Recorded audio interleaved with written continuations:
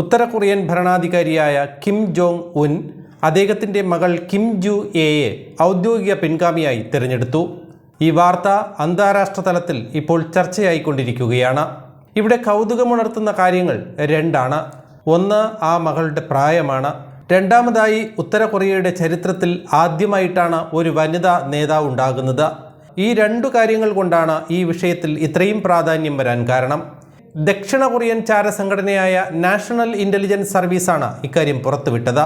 കഴിഞ്ഞ ഏതാനും മാസങ്ങളായി ഔദ്യോഗിക പരിപാടികളിൽ പിതാവിനൊപ്പം, അതായത് കിം ജോങ് ഉന്നിനൊപ്പം സജീവ സാന്നിധ്യമായി കിം ജു എയും ഉണ്ടായിരുന്നു. മകൾ അടുത്ത പിൻഗാമിയാകുമെന്ന് അപ്പോൾ തന്നെ അഭ്യൂഹങ്ങൾ പരന്നിരുന്നു. പിൻഗാമിയാകുന്നതിന് മുന്നോടിയായുള്ള പരിശീലന ഘട്ടത്തിലായിരുന്നു കിം ജു എ. കിം ജു എയുടെ യഥാർത്ഥ പ്രായം വ്യക്തമല്ല. ഏകദേശം 13 വയസ്സെങ്കിലും ഉണ്ടെന്നാണ് കണക്കാക്കപ്പെടുന്നത്. അപ്പോൾ കൗമാരം പിന്നിടാത്ത പ്രായം.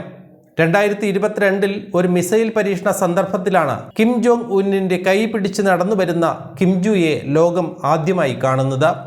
ഇതിനുശേഷം ഉത്തര കൊറിയൻ മാധ്യമങ്ങൾ പുറത്തുവിടുന്ന ചിത്രങ്ങളിലെല്ലാം കിം ജു എക്ക് വലിയ പ്രതീകാത്മക പ്രാധാന്യം നൽകുന്നുണ്ട്.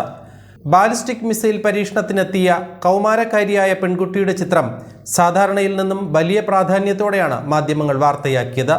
തുടർന്നുള്ള പൊതുചടങ്ങുകളിൽ അവൾ ഇടയ്ക്കിടെ പ്രത്യക്ഷപ്പെട്ടു. ദേശീയ മാധ്യമം അവളെ ആദ്യം പ്രിയപ്പെട്ട കുട്ടി എന്നാണ് വിശേഷിപ്പിച്ചത്. പിന്നീട് അത് ബഹുമാനിക്കപ്പെടുന്ന കുട്ടി എന്നായി. അനുവദനീയമല്ലാത്ത നീളമുള്ള മുടിയും വില കൂടിയ ഡിസൈനർ വസ്ത്രങ്ങളും ധരിച്ചാണ് കിം ജു എ പൊതുപരിപാടികളിൽ പങ്കെടുക്കുന്നത്. ഭരണകൂടത്തിലെ രണ്ടാമത്തെ ഉയർന്ന നേതാവിനെ പോലെയാണ് ഔദ്യോഗിക പരിപാടികളിൽ പരിഗണന ലഭിക്കുന്നത്. മാത്രമല്ല, രാജ്യത്തിൻ്റെ നയപരമായ വിഷയങ്ങളിലടക്കം കിം ജു എ ഇടപെടുന്നതായും സൂചനകളുണ്ടായിരുന്നു. പരമ്പരാഗതമായി മാധ്യമങ്ങളിൽ നിന്നും പൊതുസമൂഹത്തിൽ നിന്നും പരമാവധി അവരെ മാറ്റി നിർത്തുന്നതായിരുന്നു ഉത്തര കൊറിയയുടെ പതിവ് രീതി. എന്നാൽ അതിന് വിപരീതമായിട്ടാണ് ഇപ്പോൾ കിം ജു എ മാധ്യമങ്ങളിൽ ശ്രദ്ധാകേന്ദ്രമായി മാറിക്കൊണ്ടിരിക്കുന്നത്. എന്താണ് ഈ മാറ്റത്തിനു പിന്നിൽ ഉത്തര കൊറിയയിൽ സംഭവിക്കുന്നത്? കിം ജോങ് ഉന്നിൻ്റെ കുടുംബത്തെക്കുറിച്ചും മകളെക്കുറിച്ചും അധികമൊന്നും ലോകത്തിന് അറിവില്ല. കിം ജോങ് ഉന്നിന് 3 കുട്ടികളുണ്ടെന്ന് കരുതപ്പെടുന്നു. രണ്ടാമത്തെ കുട്ടിയാണ് കിം ജു എ എന്നാണ് റിപ്പോർട്ടുകൾ പറയുന്നത്.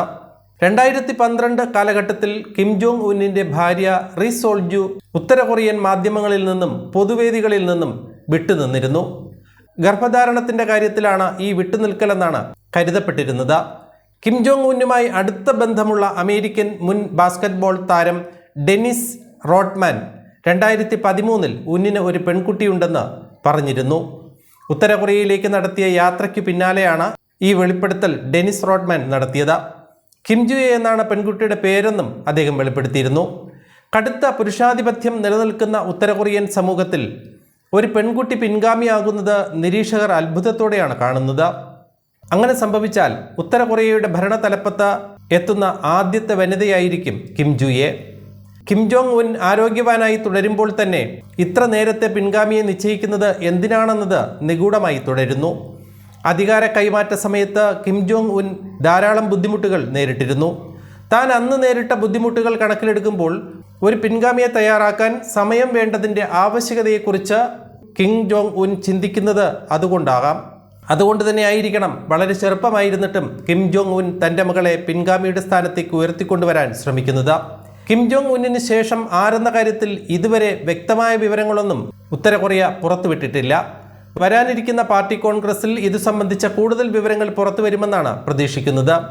ഉത്തര കൊറിയയിലെ സാധാരണ ജനങ്ങളുടെ ജീവിതം ദുരിതവും വെല്ലുവിളികൾ നിറഞ്ഞതുമാണ്. കിം ജോങ് ഉന്നിൻ്റെ ക്രൂരതകൾ നിറഞ്ഞ ഏകാധിപത്യ ഭരണ രീതികളാണ് ഉത്തര കൊറിയയിൽ ഇപ്പോഴും തുടർന്നുകൊണ്ടിരിക്കുന്നത്.